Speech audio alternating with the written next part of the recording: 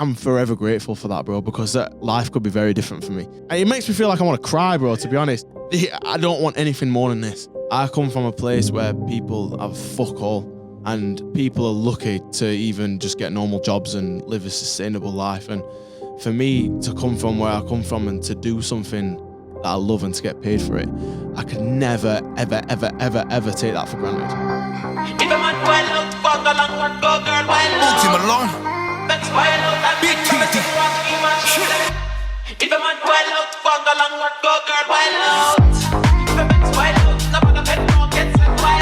I'm just gonna start filming myself making beats. And that were the comfort bubble I needed to escape. I just need to do this because I know it's gonna make me go hard. I need to get more people to know who I am. Literally, like within 3 weeks of me making videos, I just put that one TikTok out and it went. And that's the only thing I kind of do. I can't pretend to be anyone I'm not. And that's the most important thing I've learned. I don't feel like I've been put here to do anything else other than this. There was no way in hell I was gonna let this go. Hell no. I had to just... Right, guys, back again. It is the Off the Record DJ podcast, and in the building, special guests. Over 500,000 global audience across Instagram, SoundCloud, YouTube, TikTok. 1 million monthly Spotify listens, and his tracks Out of Nowhere and Love Me have a combined almost 70 million streams. Teedee is in the building. Hey! Teedee is in the building. Now, thank you for the nice introduction, my friend. Apologies to all our international listeners. It's two northern people from the UK having a conversation for an hour. This is northern as it gets, mate. So we might put subtitles on it, but we'll do our best. Thanks for coming in, mate. This was very organic because our interview with Chapter and Verse came out a few weeks ago. You would comment in the comments, and I was like, mate, come on. Yeah, no, 100%. And I was gassed as well because I was watching that interview and I was like, yo, that is sick. Yeah, and I need to do something like that. So, man, thank you for the opportunity. And you reached out, you're like, yeah, I'll come on. I'm like, yeah, here we are. Man, I had to. You're only half an hour away from here, so. Yeah, 100%. I've been watching your guys' videos for a long time as well. Nice. So Love that. Made sense. So, like I said, big intro, big numbers and all that kind of stuff, but it's kind of happened. People look at a lot of people's success and be like, yeah, that's come out of nowhere. That it's like overnight and all that kind of stuff. So, take me back then. So, where we just had a quick chat, a quick lunch. You started DJing, producing around the same time. When was that? When did you start getting into it? You said you're doing a lot of stuff as well, like hustling. You're doing music videos and all this kind of stuff. When did you start getting into like the music even scene? Like way back? It's mad, because I always tell people this. Like when I was young, I always knew I was going to do music. And I know this sounds stupid and ridiculous, but my dad, used to play music and I used to be sat in back of a car. And even just as a young kid, just like 6 years, 7 years old, I just always used to imagine myself on stage doing something. I don't know what, maybe I don't know, doing some backflips or something. Somersaults, something, And I know it sounds ridiculous, but I always used to envision myself doing that. And that never stopped. And I always just wanted to be involved in music somehow. I always questioned things and I always used to listen to music and I used to think deeper than everyone else. I always used to think like, what is that? How is that made? Like, what's the story behind this? And because music's always given me such an intense feeling. And like I've always had such a strong attachment to music. I've always just had that fond interest. So as soon as I started to get a little bit older and started to, I don't know, just grow up a little bit more, I just wanted to do it. I didn't know what I needed to do. I had no idea, but my mum bought me a guitar when I was like 9 years old. So nice. Started playing that. And I remember I was just that obsessed with it. I just used to play guitar all day, every day, like straight after school. I was just on it. And it kind of got to a point where I was just doing that and nothing was happening. I was like, right, I want to actually like make something. So then I used to see... I went on Facebook one time on my iPad and I seen this guy pressing these buttons and it were a launch pad. They were like the very first one. And I begged my mum to get me one for Christmas. So then my mum ended up getting me one for Christmas, and then that's kind of like where my producing journey started, because obviously it comes with Ableton and that. And then that was literally it. So I started producing around like 11, 12 years old. Which is like insane. So you play guitar a little bit, so you knew a little bit about music and what chords are and all that kind of stuff. Yeah, exactly. So this was just like another like fire in your belly to be like, this is 100%. And by the time I started getting into like producing, I was just mad into like grime at that time. Oh, yeah. Because that was kind of like the time where grime was just like... Grime would pop in, yeah. Popping. Yeah, boy better know all that yeah, kind of stuff. all that stuff. Yeah, like, so they were like rappers in my area. I was reaching out to them and I just wanted to send them beats and stuff like that. And then funnily enough, a group from Sheffield, they were like, oh, look, we're doing a show. Do you know how to DJ? And I was like, yeah, of course I do. Of course I do. Right. And I'll tell you a mad story, actually. Yeah. Obviously, I'd never DJed before, but this was time when everyone just used to put CDs in CDJs. Like, Of course. This is like That's when why it's called USBs. CDJ. Yeah, literally. And it's mad to think that because obviously people that just start DJing now, they'll be like, oh, what you know about? Yeah, of course. You know what I mean? Yeah, So, yeah. it was mad. So I remember one time I'd printed off some CDs that had like loads of bassline tunes on there, loads of grime tracks. And I'd never seen CDJs ever in my life. And I was probably around 13 or 14 at this time. And I remember getting the train to Leeds to PMT. Yeah. Because that was the only place, that was the only place that I knew had CDJs. Yep. So I literally just went in there and I asked the guy, I said, look, can I just have a mess about on them for a bit? So then I went there and like, I think they were like CDJ like 1,000. 1,000. Yeah. So I went in there and I literally just practiced for like 2 hours. Yeah. Getting my bearings and figuring out what everything does. Yeah. And then like that was basically that was your first like introduction into like and then I DJ'd at Plug for the first time for them for that rap group. Rap group. Yeah. All right, so that was your first like gigs, like first gig into like Yeah. this world. So you didn't have your own decks at the time. No. You just figured it out in the music shop, and then you're just away with that rap group. Exactly. Nice. And then you just carried on. When did you eventually get some equipment? Yeah, so I remember I got I think it were a Mix Track Pro 2. All right, yeah. Yeah, Newmark. Newmark. Yeah. So I got one of them like not long after, shortly after that. Yeah. And then I started kind of like making my own like bassline tracks after. Okay. And this is all around like the same time. I probably like maybe a year or so after. I was probably like 14 at this time. Oh yeah, still young. Making bassline tracks. And like in my school, I was just like that guy. and yeah, my stuff were like getting like 1,000 views on SoundCloud, but I was like buzzing because I thought that was like loads. So and then word got about, and I ended up getting in touch with this promoter, and this promoter basically messaged me and they were like, "Yo, I'm putting this event on. Burger Boy's going to be playing. Triller's coming down. Yeah. Like, I'd love for you to play." These like baseline, like baseline legends. Yeah, 100%.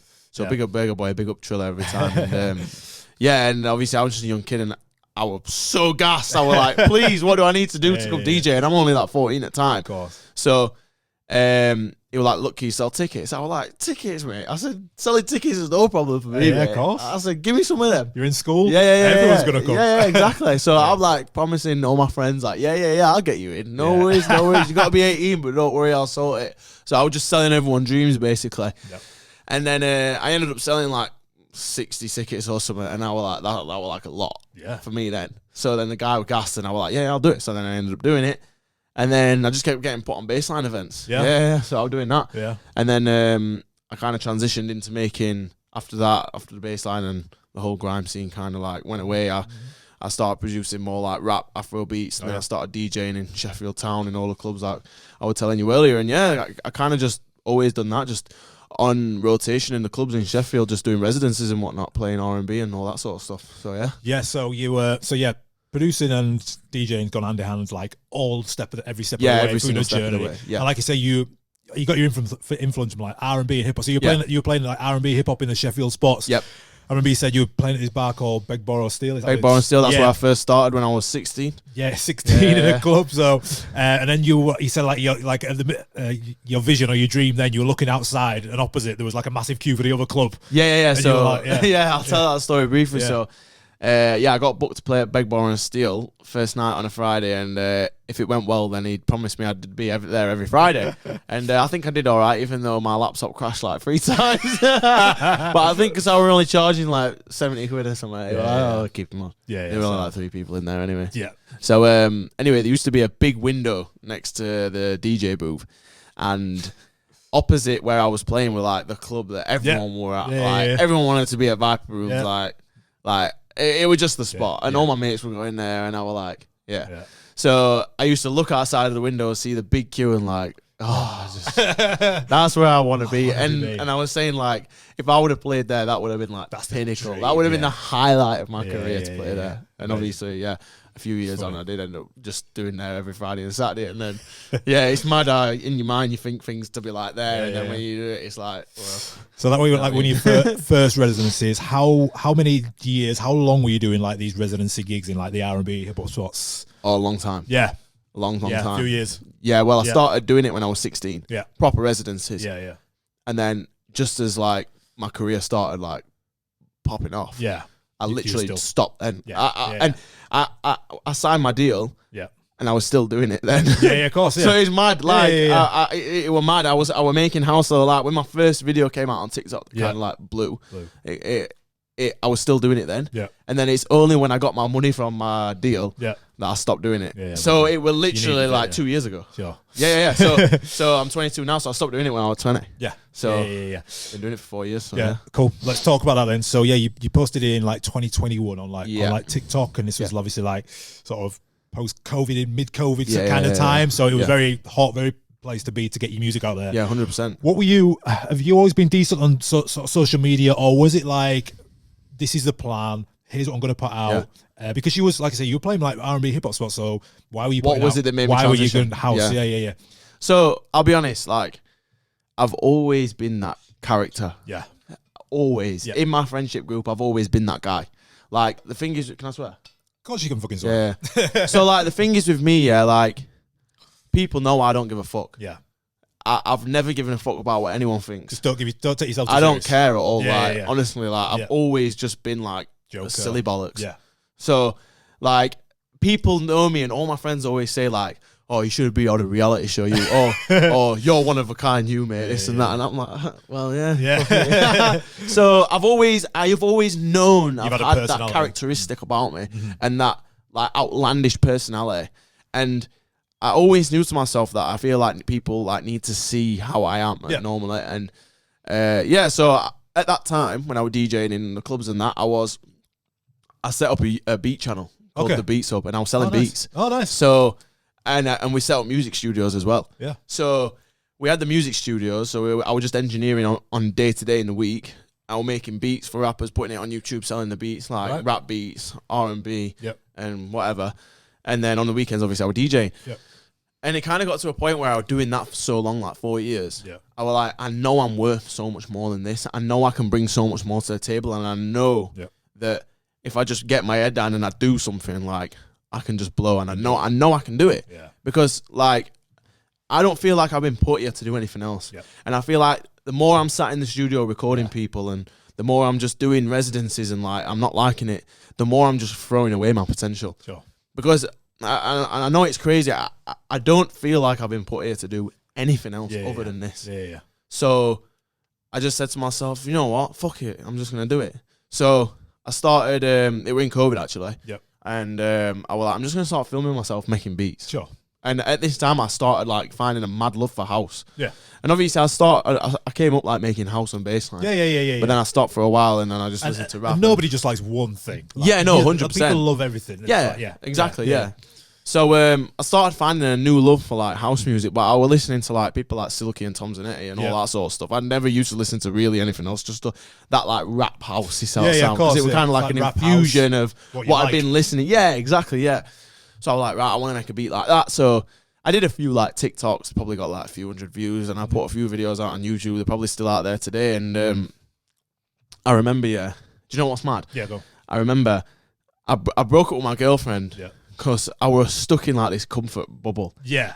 And I just feel like it was just something I needed to do to get me to that next level. And I remember I was just like, I just need to do this because I know it's going to make me go hard. Yeah. So I ended up doing it, and then literally like within like 3 weeks of me making videos, I just put that one TikTok out and it went. And that were the comfort bubble I needed to escape to do these videos and put myself out there and do that. I needed to make that sacrifice to do it. 100%.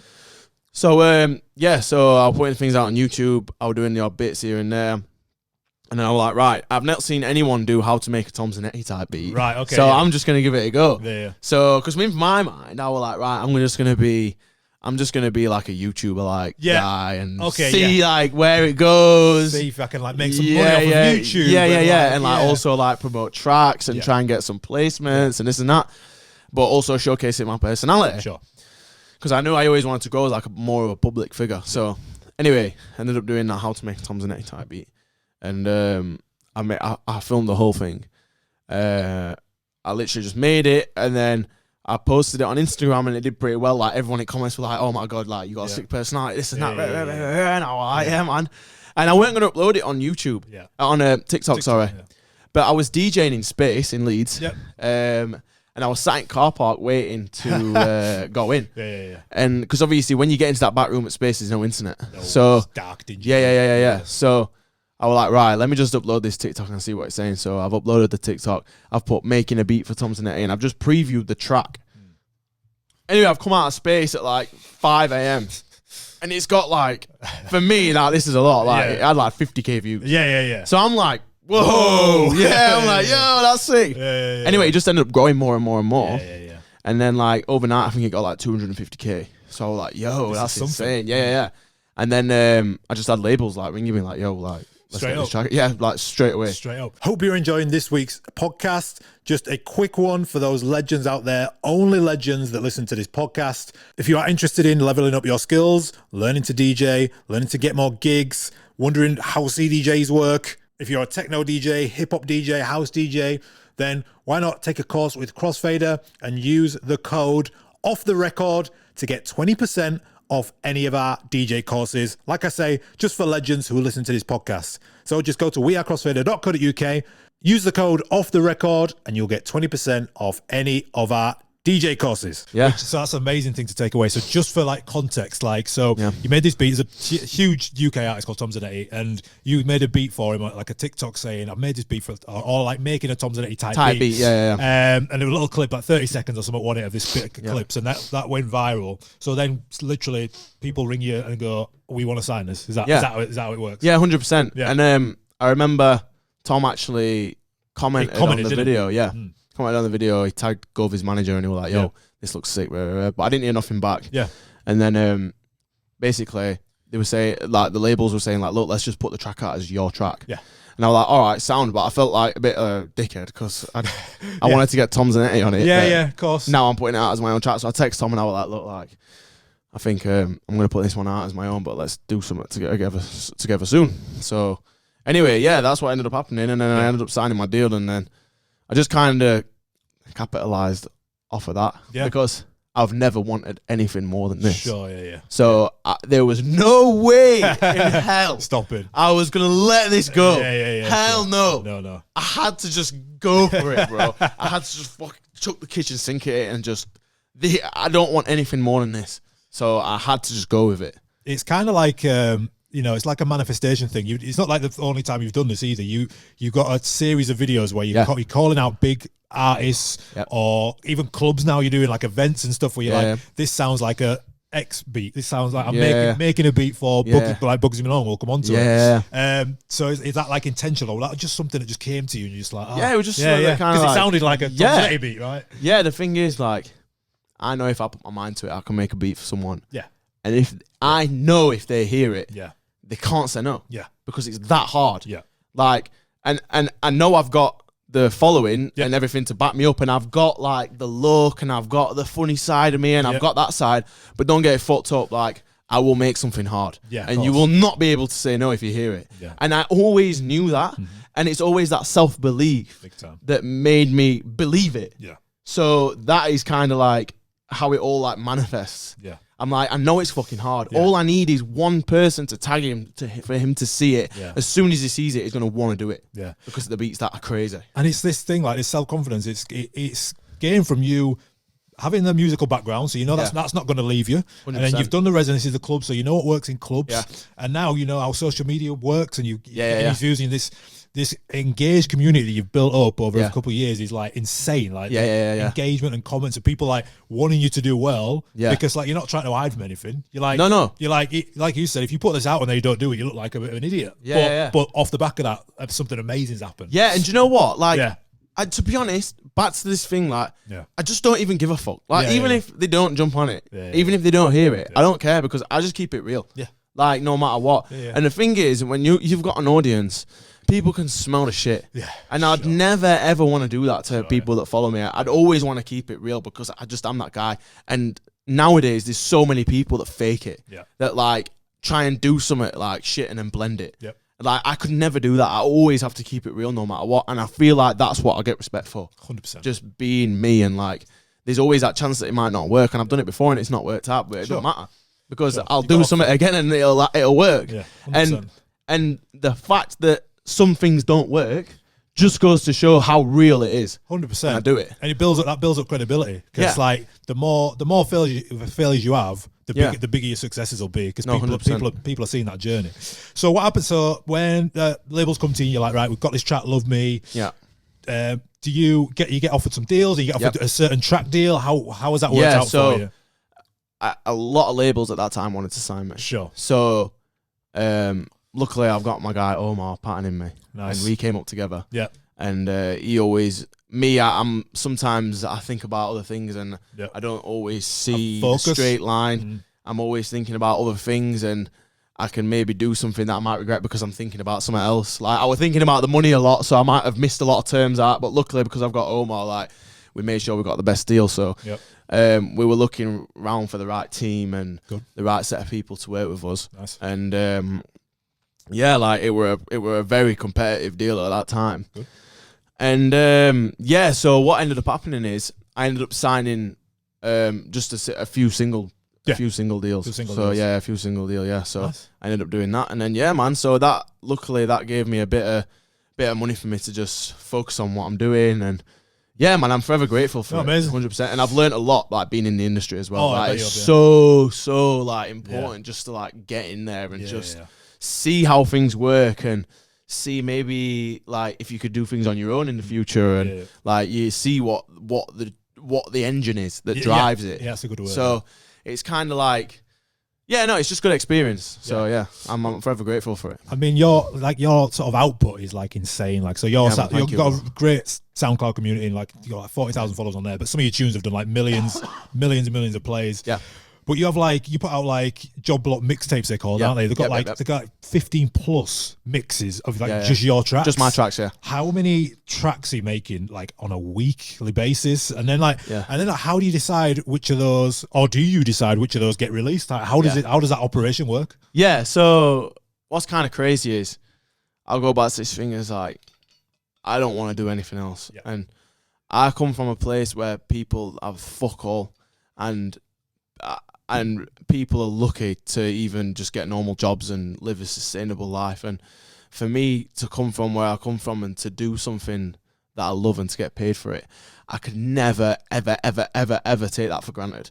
So every single day I'm always waking up with gratitude and thinking like, I have this amazing opportunity.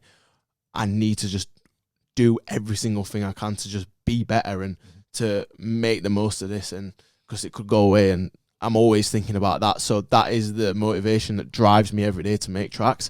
And that's so every single day I'm making tracks. That's why you're doing it. Yeah. Every single day. All day. Like that's all I do, make tracks, bro. No cap. If I'm not in the gym, I'm at home making tracks. Yeah. Or if I'm not making tracks, I'm not feeling motivated, I'm watching something or I'm like doing something. Like I'm always sat on my computer. Like And if I'm going out, like I'm either DJing or I'm watching someone that's like motivating me, and like I'm just on this 24/7. So I'm probably making like I'll definitely do an idea a day, 100%. Yeah. And then I reckon I'll probably maybe do like, I know it's not much, but I'll probably do maybe finish between 1 and 4 tracks a week. Yep. But obviously the way that my production is now is like very complicated, so I'm spending a lot of time like arrangement and trying different sound selection, and then obviously I'm sitting on it for a little bit, seeing how it sounds, and then I'm coming back, maybe editing the mix or doing whatever. So I'd probably say I'm making between like 1 to 4 tracks a week. A lot of producers say that like the best stuff or the most creative stuff just comes the quickest. Yeah, is that happen for you? So you just lay down something, and the sort of quicker you can get it out of your head and onto the computer. Is that the 100%. best? 100,000,000%. And back to the job lots as well. Like, what happened with that is that were just loads of tracks that I had that I knew were hard. But obviously, I'm in a deal, so I can't release. Them. So, and I'd previewed them on TikTok. People were wanting them, so I was like, right, what can I do like in a smart way to kind of give people the tracks, but not kind of like violate anything in my contract. Yeah, of course. But give people the song. So I was like, right, I'll just do a mix. Yeah. And the first one actually, they're not all my tracks. Okay. The first one, the very first job lot, has got a few tracks from my mate Tom Makes Beats. Like he was making a few house beats at that time, and then I got another one as well, which is not mine. But then every single one after that has been mine. Yeah, so I'd say like 85% of the tracks on the first one are mine. Yeah, but then everyone after that is all mine. So yeah.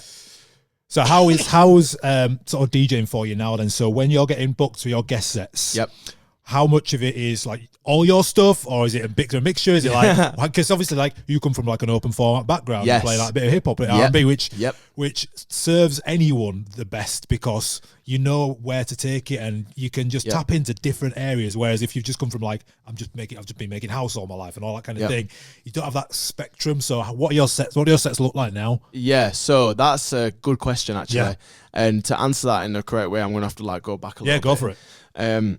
When I first started coming into the house scene, bearing in mind when I first made Love Me, I was not aware of I was not in the house scene at all. I were in the rap scene. Yeah. So when I first made Love Me and I'm getting house bookings, I've got no idea what to play. Yeah, that's good point. So like I'm just playing like I don't know. I'm just trying to find tracks. I don't know what to play. Sure. I've never been in this dance scene. Sure. So I remember I got booked for a few shows and I was the worst DJ ever. Right. Like, because bearing in mind, I've been playing open format and R&B and rap and dancehall and that stuff for so long. And now all of a sudden overnight, I'm getting house bookings, like 1 hour bookings. Mm-hmm. I'm used to DJing for 6 hours, bro. So now I'm getting booked for like an hour playing house. I have no idea what to play. So I was the worst house DJ, the worst dance DJ for literally like a year. Yep. Like it was awful, bro. Yeah.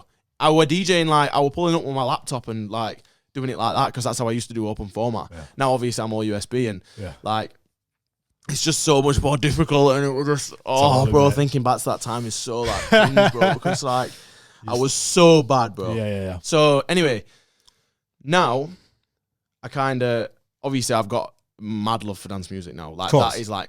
All I listen to. Yeah. I'm obsessed with like underground. So I don't even listen to rap anymore. Like no word of it, I don't listen to it. I just listen to dance. Like listen to underground stuff, listen to the minimal, deep house, everything. Yeah. So I kind of started off playing a bit more like bassliney sort of stuff. Of course, yeah. When I first came in with like Love Me. Similar to your sound, and that's kind of what I'm used to from before. Yeah. So I started playing off like maybe like bassliney sort of stuff, like that new wave bassline sound. I think you'll know what I mean. Of course, mate, yeah. So yeah, I started off kind of playing that, and then I went on tour with Silky. Yep. And then I started like learning a little bit more. Yep. And then I started listening to a bit more like tech house. I started like discovering like I know it sounds insane, bro, but I found out who Fisher were and started playing his tracks and and then I just started playing more tech house just naturally in my sets. I didn't even know really what I didn't understand it properly, but I started playing it more in my sets because I remember the first day I went on tour, I played excuse me, I played a tech house track and the energy was just there. And I was like, right. What's this? Yeah. So then I started playing more tech house in my sets. And then I just started developing this love for tech house and just like that club music. Yep. And I didn't fully understand it. Then I just started learning a bit more. I started DJing a bit more. Obviously I were on tour and I were playing more tech house, stuff like that. So I came off the back of that tour and my whole set list and my whole mindset had changed. And then I remember I was getting booked for odd shows here and there. Then I ended up doing my own tour. Nice. And at this point, I discovered James Hype, Yeah. So I was like, yo, I need to be that trickster. Right, okay. So I'm pulling up to the shows. Yeah, bro. So like, I'm trying to do this trick shit. Yeah. And like, I thought that's what it needed to take me to that next level. So I kind of did that. And then by this point, I'm proper into like tech house and that. And I was mainly playing like that stuff. And I always felt a type of way playing my own tracks in my set. Yeah. Because I always doubt it. Like, I always think like, people aren't going to dance to this. Do you know what I'm saying? Like, and there's people here that might not know me. So I'm like playing this stuff and I'm like, not sure if it's working well. Obviously, I play my big stuff like my track with Silky and my track with Bugzy and that. Yep. But anyway, so just started playing more and more of that sort of stuff. Yep. And then towards the back end of my tour, obviously the Bugsy track came out. But by this point, I'm just going mad into like underground. Yeah, and I remember I played in a B for Rocks. Nice. Did a good set there actually. Like it were a good mix up especially for the crowd that plays there, that goes there. I mean, And I went to DC10 after, and that kind of opened my eyes. Right. Yeah. That opened my eyes like mad. Yeah.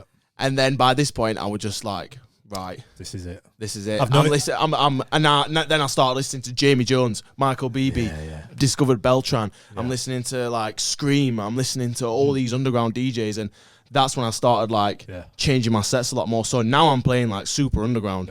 But I think, I don't know, man. It's a hard question. Well, we were having this conversation just before when we met. Like, you know, essentially, like you're building your own sort of personal brand as you. So 100%. And your whole thing is like you don't want to be trapped in any sort of creative way. And it's this thing as creators where, like you say, you've got this sound which is doing super successful. Like it'd be easy to just double down on that and be like, this is just all I do, and let's go down this lane. But you want to be inspired by something. Yeah, why would going to DC-10 like not inspire you? Like, yeah, no, 100%. You know what I mean? Like, you'd be stupid to go there and be like, oh, that was a good night out. Like, like no, 100%. You go to these places and you take these things, and it's like, doesn't matter where your journey goes, as long as you can keep being creative. And I've noticed that in like your more recent content, started putting out a bit more of that sound. And we're going to talk about your events that you're doing in a minute. But yeah, having that creativity is like the most important thing to you, isn't it? Yeah, 100%. Like for me, I'm not an artist, and I'm not a guy to be trapped in any sort of box. And even Omar knows this, and he says this to me all the time. He's like, I work best when I do whatever the fuck I want. Right. And like, I can never be put in any type of box. And for a while, because I've started coming into this underground scene, it's a little bit cliquer. So I've kind of been like thinking like, right, I just need to kind of double down on this, and I need to protect my brand a little bit more. But as I've started to come off at back end of that, I've started to realise, you know what, fuck it. Like, you see someone like Diplo, for example, he'll get booked for an underground show and he'll go and fucking smash it, and then he'll get booked to do something commercial and he'll do it like that. Totally. That's exactly the way that I see me being. Like, people can trust and rely on me to wherever I'm going to pull up, I'll play accordingly and I'll fucking smash it. Like, and that's kind of like where I'm going, and I just want to do everything I love. I'm obsessed with minimal and the underground scene and underground tech house, but I'm also obsessed with like this rap bassy sort of sound as well. That might change in 3 weeks, which is fine. Exactly. And I lean into that. Exactly. But I think that's, and I know it's like a lot of things to be juggling all at once, but I think that people will respect me and rate me for being true to myself. And that's the only thing I kind of do. I can't pretend to be anyone I'm not. And that's the most important thing I've learned. I just need to be myself and do what I want to do. And that is what's going to take me to wherever I want to be. And out of nowhere. Insane. So this track has now done 58 million streams. It's done 40 million views on the music video. Talk us through that journey of literally, like you posted up a TikTok asking him to be on it. Like, how did it start? How did it get to where it is now? All right, cool. So I think this is the first time I've properly spoke about this. Exclusive gang. Exclusives. So I was on tour, and I was on a Recom tour, so back end of last year. And I kind of got to a point in my career where I was like, right, what's next? I feel like I really need to do the next. I need to go to the next level now. And I had no idea what it was. And I remember I went to a show in Edinburgh, and it were a soft ticket show, and there were probably like maybe 3 people that had bought tickets to like come see me, or like a lower amount of number of people that had come to see me, and I was like, it kind of like pissed me off a bit. But it humbled me in a good way. And it was like, right, like I need to get more people to know who I am. So I was always thinking like, what can I do? So me and Omar, we were on way back from Edinburgh, and I was like, right, I just feel like I need to do something sick. I feel like I want to make a beat for like Bugzy Malone or RD or someone like that. So anyway, I ended up getting back. I went to bed because I got back mad late. The next morning I woke up, I started cracking on with a beat. I said, right, if I'm going to make a beat for Bugzy Malone, what does that sound like? So I envisioned it in my mind first. And I could just hear it, and I was like, boom, boom, boom, boom, boom, boom, boom, boom, boom, boom, boom. And I was like, right, okay. So I laid down the drum beat first, and then I've pulled up a bass preset, and I was flicking through, like, no, that's not right. No, that's not right. Yeah, that's the sound I envisioned in my mind. Started playing it. I was like, right, playing the beat. Then I've put the melody in, and then the beat, the main part of the beat was there. And I was like, right, cool. So then I remember I thought, right, this is for Bugsy. This beat is, he can't say no to this. So I've put all the little female vocals in, like all the little chops and whatnot, just to like draw in a little bit more. I wanted to make it the best I could make it. So I finished the beat now, listening to the beat, and it's got no Wild Out acapella on there yet. Oh, not yet, no. Not yet, no. Okay. So I'm listening to it, I'm like, right, I could just put this out. but what is it that's gonna make it a guarantee? Guarantee. Yeah. So I will like singing different acapellas on the beat. Oh yeah. Yeah, and I was like, no, not that. What else? You're moving to no, not that. Now we're like, why not? Yes. Oh, okay. So I knew it worked before I even downloaded it. So I downloaded it straight away, put it in time, put it in the right key, played it. I was like, yeah, this is it. That's it. And that's your club experience days as well. Yeah, knowing that 100%. Knowing that goes off 100%. Yeah. So I ended up filming the video for it there and then. Yeah.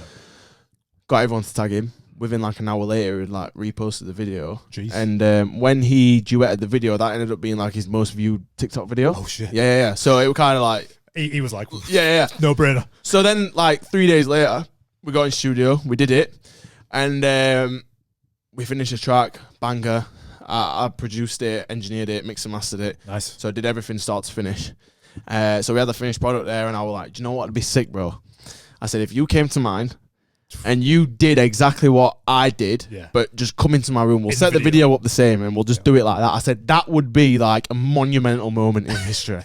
I said, and he was like, bro, that's sick, let's do it. Sick. So then, we ended up doing it. It became what it became, bro. Yeah, so it was just such an insane, like... Just like organic, like beauty.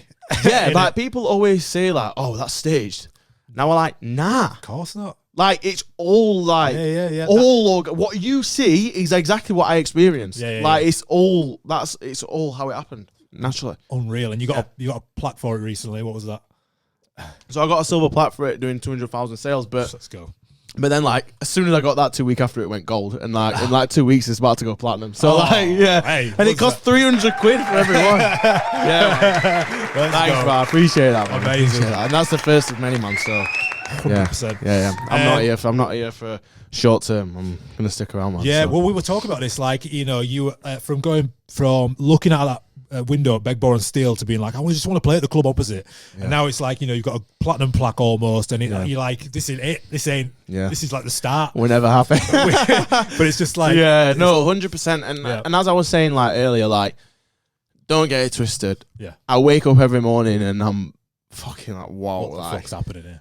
Yeah, because, bro, like I'm saying, where I'm from, bro, like, people just don't do this shit, bro. Yeah. So I wake up and I just thank God, bro. I'm just like, wow, like, I'm where I am now. And it's easy to get another tune started when you got that mentality. Yeah. Because you're like, fucking hell, could be fucking working on street here. Like, exactly, bro. All I need to do is make a tune. And I think about all those people that listen to my music, and I think about all those people that buy tickets for my shows, and I just think about everyone that supported me, bro. And it makes me feel like I want to cry, bro, to be honest. Because, like, bro, like... It's insane.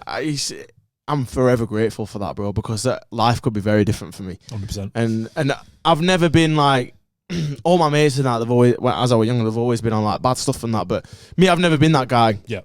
But like, it could have easily gone a different way for me, and I'm just so grateful, bro. So love that energy, brother. Thanks, so man. you're stepping into sort of doing your own events as well, off your own back of your name, which is again, just another avenue of you get the guest bookings, which is amazing, but you want to keep everything under this umbrella. So you've started a record label, and you started doing events. Do you want to talk a bit about that? So me and Omar, we came up with our brand Hyperactive World at like the back end of last year. Nice. When I first started the tour. So the tour was called Hyperactive World Tour. Hyperactive Tour. Not Hyperactive World Tour, not yet. Not yet. Hyperactive Tour. Yeah. So I did that. And then, we started developing the brand and started thinking for the future. So we were like, right, we see a lot of like dance artists making their own labels and stuff like that. And we kind of want to have control and ownership over our music, over our merch, over our events. We want to just start building a business so we can that can be sustainable forever. So we decided to come up with that, with Hyperactive World, and the reason that we came up with that name is because obviously I'm a hyperactive guy. You know what I'm saying? So easy name. So so we're just gonna kickstart the label soon. We've got a lot of artists that we're gonna be working with, like close knit, and the vision for it is we want to start putting all this music out. But like, we've got like a slogan that me and Omar say all the time, like, we can't be anyone but ourselves. So it's kind of like the music's gonna represent that as well. So it's like we'll do whatever we want to do. Yeah, it's not gonna be like no clicky, no bullshit like that. If I like your music, I like your music. Yeah, 100%. And if it's hard and it's right for the brand, like we'll put it out 100%. So we want to work on loads of underground stuff. We want to work on loads of like rap house stuff. We want to work on some commercial stuff, like whatever works. So we started building that, and we were like, right, we want to build something that's obviously separate to me. And something that we can make sick clothes out of for people to wear that's hard, and obviously for the label and the events and stuff. And we were like, right, we want to do something where we can sign artists, we can sign dance acts, sign DJs, producers, but we also want to book them on our shows as well. Sick. So we'll just have like a family almost, and of like DJs and producers, and people know what they're coming to when they turn up. And so that's going to get kickstarted off like officially very soon. But with the event, obviously, you know, we've already started that. So we've got our first warehouse event on the 28th of October, Halloween, in Sheffield. And the kind of inspiration for that was there was events organizer Skyline, obviously, you know, in Sheffield. And that event I went to once, and they were playing like super underground tech house, and I was like, yo, there's not much. There's nothing like this in Chef. Nice. Nothing like this. Like, and there's a lot of people here. There's like a couple thousand people here. Nice. I'm like, so people do want to come to this in Sheffield, because I always had the thing like people in Sheffield aren't really bothered about this sound or this scene. And then when I went there, I was like, right, so they are. So we approached them, and we were like, look, we love the way that you do events. Let's do something together. So yeah, we've joined together with Skyline, Hyperactive World, our first event. We're doing the branding and all that sort of stuff, getting the lineup sorted, doing all the production inside there, sorting out all the logistics. So yeah, man, it's an amazing link up for Sheffield to see, and I think that when people come to this first one, they're going to realise the levels. The levels. Yeah. 100%. You've been promoting it on socials, and it's like, there's a lot of hype around it there. Yeah, no, 100%. Like, a lot of people are gassed about it, and which just surprised me, to be honest, because I didn't think it was going to be as hyped as it is. Yeah. So, yeah, no, I'm buzzing for that, and I'm buzzing to play in my city again. Sick. Because I don't get to play in my city much. Yeah. It's always a beautiful thing. Yeah. So, it's always a good thing, and yeah, man, I just enjoy playing in my city, bro. It just gets me gas. So one thing I loved about watching a few of your sets, especially on YouTube, is you do sort of a lot of live stuff, like a lot of live shows. Is that something you're going to want to roll out? Are you doing that at the gig, at this events gig? You're doing it full live rig? I don't know yet. I don't know, because it's really hard, because when I perform a track live, like with all the instruments and like the keyboard and the launch pad. What's in your rig when you're doing live? When you're doing live? So Node stage piano. That's just for basic piano sounds. I've got a launch pad just to trigger my clips. Then I'll have an Akai. I can't remember the name of it. One of them. Yeah, it's an Akai. Like, just basically, I just map the knobs to like the MIDI controls. I just map the knobs to like reverb and filters, all that sort of stuff. And then I use a launch key just to play my instruments on. So that's basically it, to be honest. And then obviously my laptop and stuff. But it's really hard to like practice a set, like even just one track. It's really hard. So it's like it takes ages. So I can't. So you like to promote tracks on like a live clip on YouTube? 100%. 100%. Because it's important to give people a visual. Because a lot of people don't understand what. A lot of people don't even know what DJing is. People think that when you're DJing, you're making the tracks there and then. And like they just don't fully understand the concept. But if you're there playing the notes on the keyboard, people can kind of easily follow along with that and like, right, he's playing it, so something's going on. Do you know what I mean? So I like to do that just as a good visual for Instagram and TikTok and stuff like that. What about like your content sort of on a day-to-day basis? Do you have like a long-term plan with your content, or is it literally just like, wake up, be yourself, think of an idea? Literally, bro. Literally. The best content always works on just like, yo, this is hard, let me just do it. Blah, blah, blah, blah.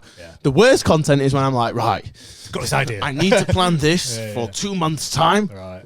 And it never works. It's like, I need a budget for this TikTok video of £500. I need this amount of angles. I need to do it here, and I'm gonna do it in 2 weeks.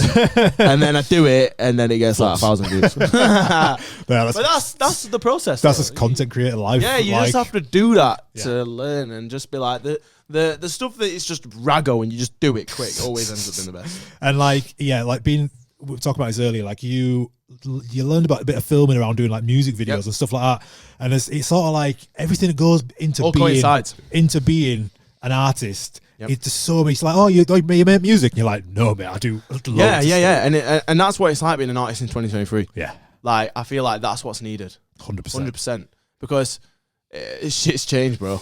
It is, yeah, and like that, everyone. Yeah. So making content and being an artist is so much more than just making the music now. Goes hand in hand, doesn't it? Yep. And it's like you say, like your whole sort of career was kick-started off the back of it. And I've said this before. We had this like link-up talk in London where we sat on a panel. We had this conversation with like these DJs. Asking like, who like wants more gigs or whatever. I'm like, yeah, like everyone put their hand up. And I said, right, who's on TikTok? And like 10 people put their hand up. And I'm like, there you go. It's so true, man. 100%. Yeah, but it's not like, it doesn't come to like you have this personality of like, it's very easy natural. For you. How can people sort of promote their music and like promote their DJing if they're not sort of super? Do they just have to sort of get the reps in? That's what's so difficult. Yeah. Because with me, like, I don't think that, like, sometimes I think my music's like 10 out of 10, but most of the time, like, I don't think it's that good. Of course. Like, the thing is, you've got to be, your music's got to be 20 out of 10. Yeah. If you're not going to put your personality into it. Yeah. The thing is, like, personality is so key because everyone's like a robot, like, that's trying to blow these days. Yeah. And having the personality and having the thing that people can relate to and people can be invested in is having the personality thing, because everyone and the mums and dogs and cats is a DJ and producer now, and they're all doing these videos where they're just putting the videos on just to the tracks. Like, your tracks either got to be 20 out of 10, bro, or you've got to put your personality in there. And I think that's like the most important thing. Or you've got to do it in such an engaging way that people just can't look away. And doing that is really hard for me anyway. So the best thing for me is just putting my personality and putting my face on camera and being real for once. Because there's so much crap on the internet and so much fake bullshit that having this real life interaction that me and this camera are having right now, the person behind that screen can look into my eyes and realize I'm a real person and it's just a normal interaction. Yeah. So I think that's what it takes these days. 100%. So man, and just being present, like I said, the volume of stuff and the output. 100%. The consistency, don't get that fucked up. That's like, and you got that's to, like, up there, bro. You got to live with the fact that not everything's a banger and like everything's a flop.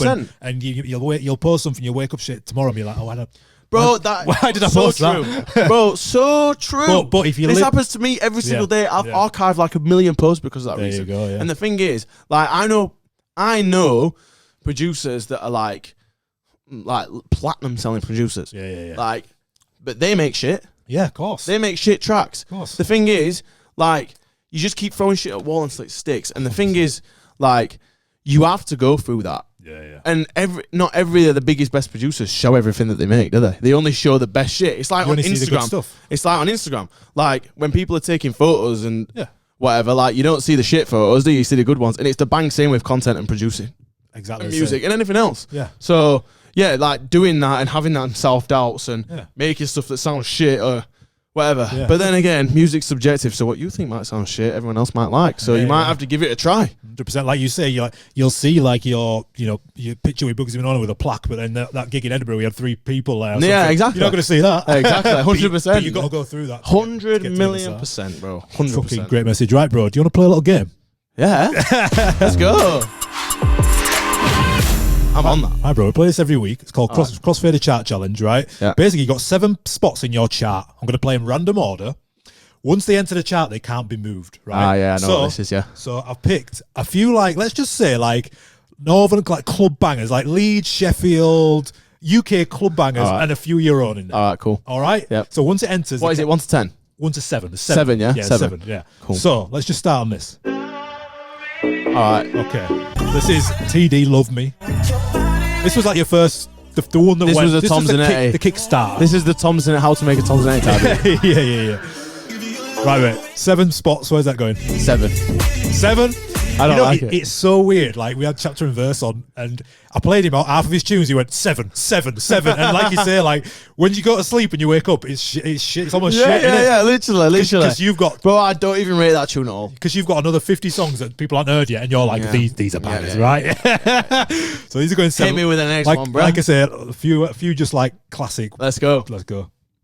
Yeah. Oh, yeah. You know what I mean? Upside down. Figured you used to play all this stuff when you were. What are we saying about Monster Boys? Sorry. Monster Boys, sorry. Well, if you're playing tracks like that already, yeah, I'm there's going to a assume bit of a mixture. that there's some more bangers in there. I'm going to put that at number 3. Oh, okay. Yeah. I need to make these lists, actually. So, you've got Love Me, your own tune at 7. Crazy. Yeah, sorry, everyone, bro. Everyone always does that, you know. Do they? Well, that makes me feel a bit better. Yeah, it does, yeah.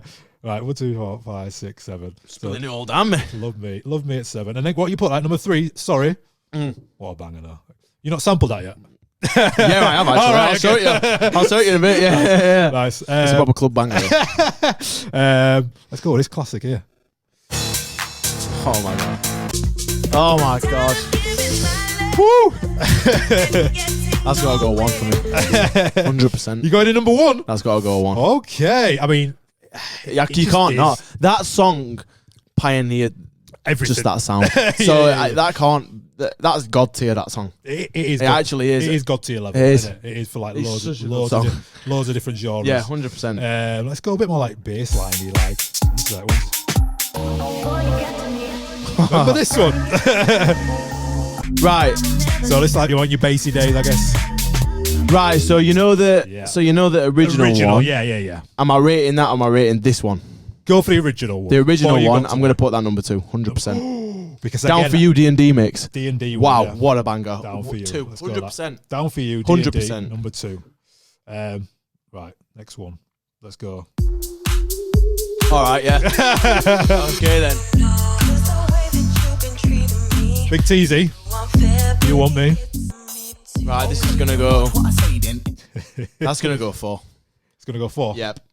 We're going 4 with Teedee. Yep. You want me? So you've got 5 and 6 left.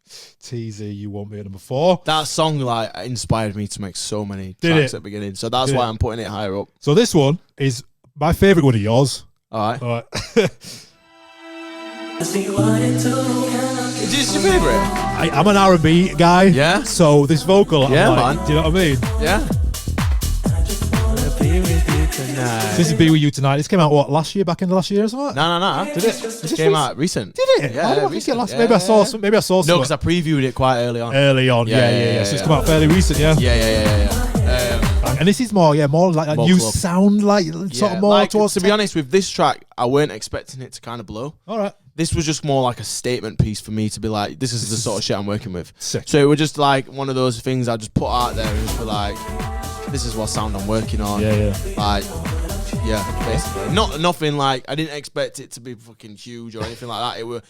This were more just like, I need to put this out because people are getting it fucked up. Yeah. But it's doing well. Yeah, it's doing alright. Yeah, it's doing alright. Yeah. Well, you got 5 or 6? I'm gonna put that 6. Yeah. Be With You Tonight at 6. All right, then let's see what's at number 5 then. Yes. Had to put it in there. Teedee, I would have swapped. I would have swapped the TZ one and this one around. I thought you would have done.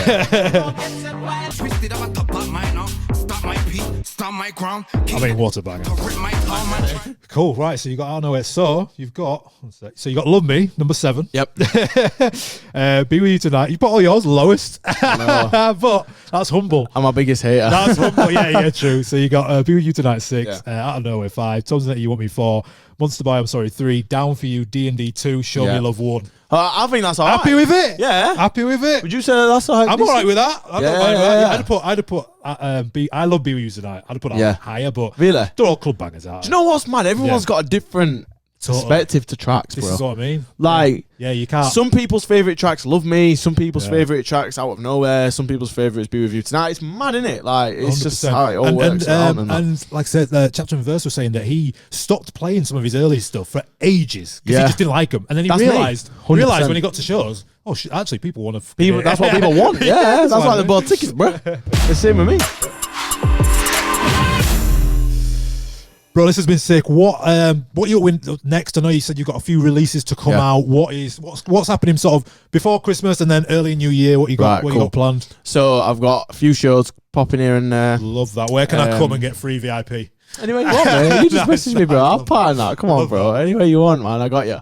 Yes, obviously I got Sheffield, got a few other bits here and there. I'll need to look and double check. But before New Year's, I've got a track with a rapper that I've linked up with before. Nice. And the track is a banger, bro. Is it? I'll show you after this. It's such a banger. Sick. I can't wait for this one to come out. And this one is really going to set the levels. Like, I think this one's going to be a big one. Nice. Yeah, it's with a rapper that I've already done a track with. Yeah. But to kill everyone's excitement, it's not Bugsy Malone. not part 2 yet. Yeah, not yet. You got to let that one set in for a bit. Sure, yeah. But yeah, it's a banger. Yeah. So I can't wait for that to come out. Yeah. Obviously, start a new year. I've got my new single coming out. Which is massive as well. A big one, yeah. You told me off the camera, I won't say it, but yeah. Yeah. That's a big one, and that's more radio, more commercial. Sick. And I think that one's gonna be sick. That one's gonna send me off into the next level. Yes. And then it kind of in between those two projects, I think I'm gonna drop maybe like an underground project. I think I'm gonna drop something just super minimal. Yeah. Just to chuck out there and just show people like, yo, this is what I'm on. So in that time, I'm kind of spending a lot of time working on my DJing. Doing a lot more underground stuff, making my name a lot more solid in there. Going to try and get a good track on Beatport. Yeah. Get a Beatport banger. Yeah. And then man. Mate, listen, we can't wait to follow along the journey. Like I said, thank you so much for coming in and congrats on everything. That. And like, you know, where can everybody follow you? We'll put it in the show notes. Instagram, TEEDEE_UK. And if there's any birds watching, you can have me on Snapchat as well. TEEDEE_YA. Wink. On that note, thank you for coming in, brother. Thank you so much. Nice one, One, yeah. Thank you, man.